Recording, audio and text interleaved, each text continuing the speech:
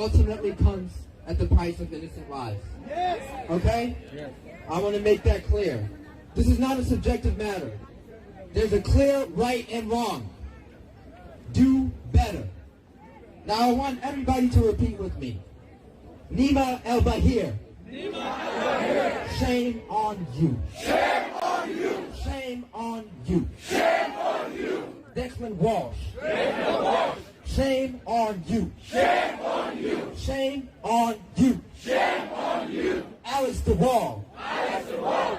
Shame on you. Shame on you. Shame on you. Shame on you. Shame on you. Shame on you. Shame on you. There we go. So look at that. That's a death of truthful reporting on Ethiopia and on Africa. Okay? We have to come together.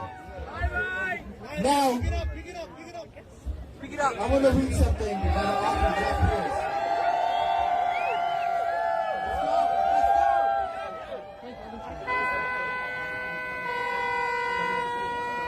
Look at all that. There's two mock, we'll call them boxes because I know Ethiopians get scared of death sometimes.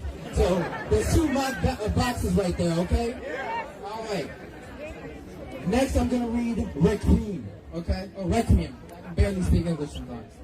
I came here when I was 8, okay? So bear with me. This was written by the author Jeff Pierce, all right? And it's for the fallen on November 3rd and 4th, 2020. And we all know what happened. A cowardly attack by the TPLF. We're all aware of that. Okay. Brothers, sisters, a year gone by. You went to help, to protect. When the locusts came, you helped. You saw yourself as protectors. You were protectors. All betrayed. 1 year ago, blades were silent, but treason screamed across the rocks and mountains. Chaos in the small hours, skirmishes, fighting desperately to reach your weapons, crying out, why? Why are you doing this? We're brothers. We're brothers in arms. Get to the arms. Get to the weapons and dying with questions on lips. Thousands of questions from thousands of open, shocked mouths, from thousands of souls. Murdered. Every outpost under siege. Betrayed. You are no less veterans because you fell on the first night. You are no less heroes for the few hours of ultimate sacrifice. And those who survived endured the humiliations. Those who survived gritted their teeth against staunch wounds. Those left alive told the tale that their voices couldn't carry across an ocean. Now you can sleep. All of you rest. Other voices take your place to wake up the world. To shout, no more! No more! No more! No more! No more! No more! And they're raising the call in Gonda. They're raising the call in Afar. The blood flows in Wallo because these things shall not be forgotten or forgiven. But they can be avenged, never purged from memory, but justice prevailing in the end as a nation beats back the darkness and comes out whole. Ethiopia forever! Thank you, Dr. Ahmed. Yes, he is a doctor. He was having a Thank you, my brother. Thank you, bro. Thank you. We got a speaker from Answer. Answer is Act Now, Stop War, and End Racism. Come on, please. Introduce yourself. The media say no more! No more! No more! No more! No more! No more! No more! No more! Say no more sanctions! No more sanctions! No more sanctions! No more sanctions! Hands off Ethiopia! Hands off Ethiopia! Hands off Ethiopia! Hands off Ethiopia! Hands off Eritrea! Hands off Eritrea! Hands off Eritrea! Hands off Eritrea! My dear friends, my name is Sean Blackman. I'm here with the Answer Coalition, which means Act Now to Stop War and End Racism. And our mission here today is simple. We are saying that the United States government needs to stop interfering, stop trying to destabilize, and to stop causing suffering to the people of Ethiopia.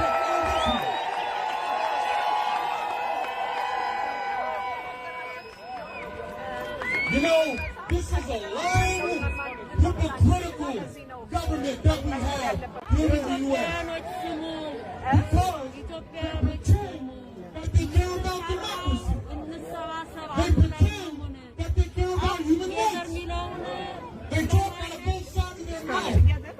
They act like they're doing the people of the Horn of Africa a favor, when in reality they're just deepening the immiseration. And today we say, no more. No more. And when we're speaking out today, it's obvious. We all saw what happened to Libya.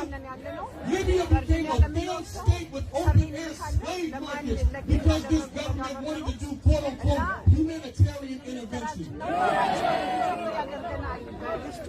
And why do they tell these lies?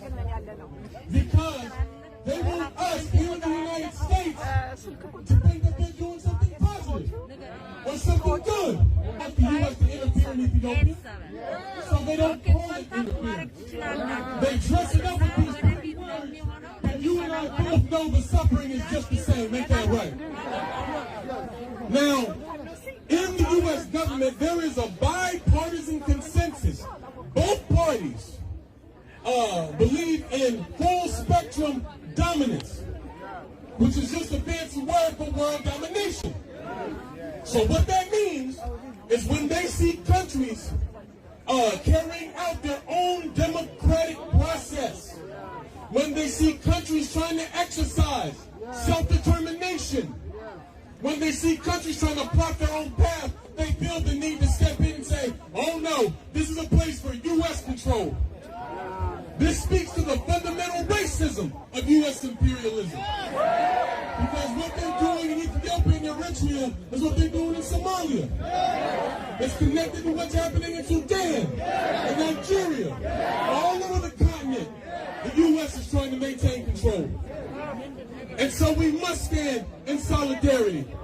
The anti-war, anti-imperialist movement must stand in solidarity. Because what happens on the African continent impacts African people right here in the U.S. and wherever we are on this earth. And so as I leave you today, I want you to know that we will continue to stand with you. We appreciate your spirit, and we're here for your struggle. Peace and Thank you, brother. Okay. Real quick here. The rain is coming, so we got to get our next speaker. I'm very honored and pleased to announce Gabriel Christian.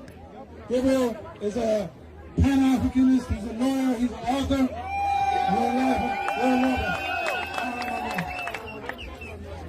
One Ethiopia. One Africa. My brothers and sisters, my name is Gabriel Christian. I'm from an island in the Caribbean called Dominica. And I am here to say that all the Caribbean islands is with Ethiopia. So right now, I want you to remember the Robert Nesta Bob Marley, who was from Jamaica, and he taught us something that I want us to remember this evening. And I want you to sing with me, brothers and sisters, after 3. 1, 2, 3. Get up, stand up. Stand up for your right. Get up, stand up. Don't give up the fight. Stand up for your life. Don't give up the fight. Ethiopia forever. My brothers and sisters, Ethiopia.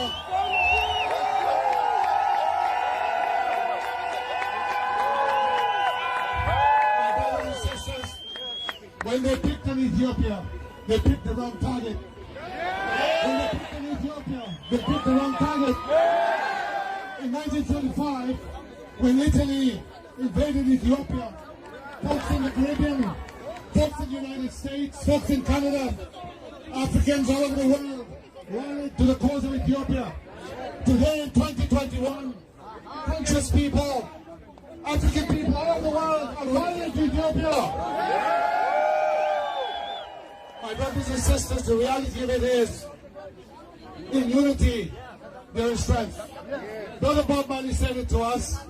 He said, what a beautiful thing it would be before God and man to see the unification of all. Of all. Of all. brothers and sisters, we know that Ethiopia was making progress. We know that the Grand Ethiopian Renaissance Dam was to be filled.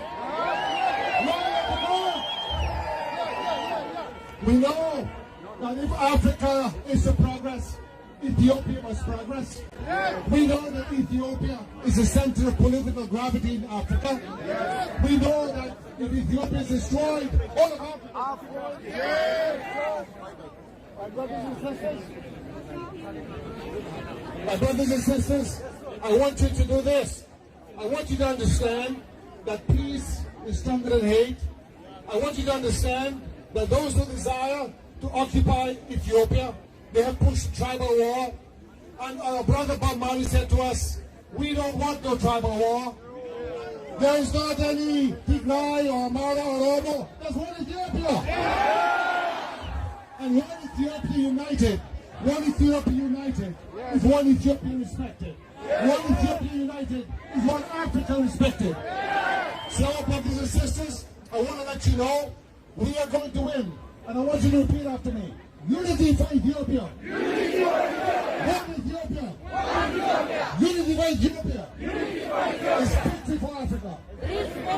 Long live Ethiopia. Long live Ethiopia. Thank you very much, brothers and sisters. Thank you. Thank you, Gabriel. All right, Dr. Again. Come on, please.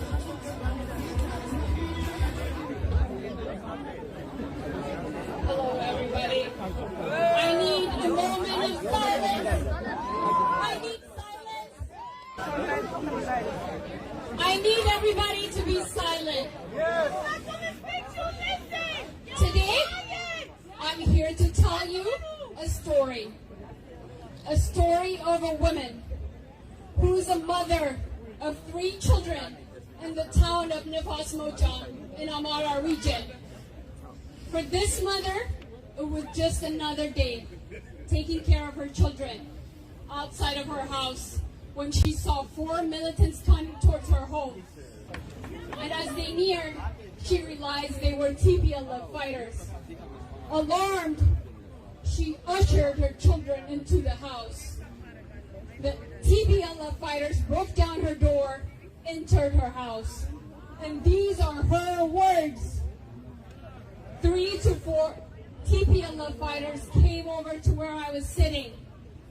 One of my sons realized what was about to happen and started screaming for help. Mind you, a helpless boy is about to witness one of the darkest scenes of his life.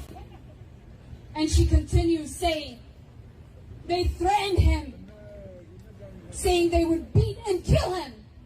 And they forced me. 3 to 4 of them gang raped me with a gun pointed at my head. Take a moment. Think about the words of this suffering mother. Can you believe, can you be in her position right now? Can you bear to see yourself, your mother, your sister, your daughter, your wife, or your friend being gang raped by 3 men? Can you imagine the pain and the agony of this family? What we cannot bear to see and imagine is what 3 children saw. These children saw their mother being gang raped right in front of them. Now, if you ask me why I'm here, it is because my life has not been the same after hearing the voice of this victim. This haunting story is not just from one woman, not 100, but is the story of thousands of women in TPLF invaded Amara and Afar regions. Yes! So I decided to echo the voice of one victim. And I keep thinking, when will these women find justice? When will these poor people find peace or peace of mind? Our people are bleeding inside and out. Our people are traumatized. We shudder as we read the words of victims and reports of massacre. And as long as the TPLF is armed, they will continue their violent attack of innocent civilians. And these dreadful stories will not stop. horrific stories not enough for the world to demand the TPLF to disarm? How many women and children have to be brutally attacked for the world to demand for the TPLF to stop their aggression, to stop their invasion?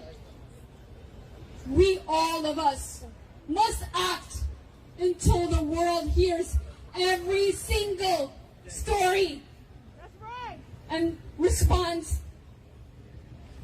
to the TPLF war crimes on humanity. When we look back to this moment, years from now, we were on the right side of history? Did we do everything we can to prevent the violence against women and children, the massacre of innocent people?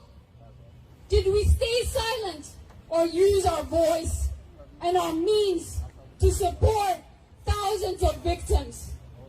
I hope the answer is we did everything we can. No more! No more! No more! No more!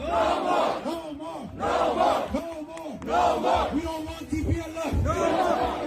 We don't want TPLF! We don't want TPLF! All right, we have to act. You see, this is another fighting front, the social media front. You got to get on Twitter. You got to follow American Ethiopian Public Affairs Committee. You have to follow Horn of Africa Hub. You have to follow Get Fact and participate on social media. Coming out here is good. It's very important. We got to show our voices. But social media is another battlefront. What you just heard, push it out. Talk to people. Communicate. Share the word. Act now. Repeat it. Act now. Act now.